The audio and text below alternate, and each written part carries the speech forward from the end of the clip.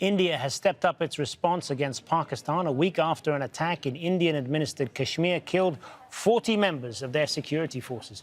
A senior minister has announced that New Delhi will block the flow of its share of water from rivers originating in the disputed region into Pakistan. India currently uses 93% of its share from 3 rivers under the Indus Waters Treaty. The other 7% goes to Pakistan. The World Bank Treaty gives India access to 3 eastern rivers and Pakistan access to 3 western rivers. India's decision will not affect Pakistan's access to the western rivers allowed under the treaty.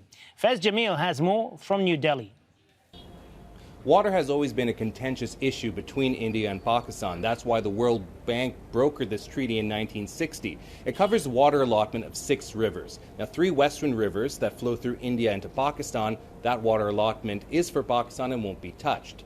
This concerns 3 eastern rivers. Now, the water allotment goes to India, but the excess that it didn't use always flowed into Pakistan freely. India says that's not going to happen anymore. Going to take that excess water and divert it to its own people and its own projects in Indian-administered Kashmir and the Indian state of Punjab. And parts of Pakistan will really feel that because they are prone to drought and really did rely on that excess water.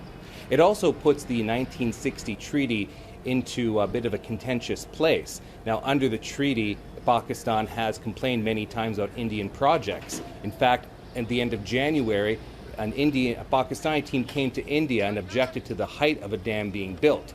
Now those objections are likely to fall on deaf ears.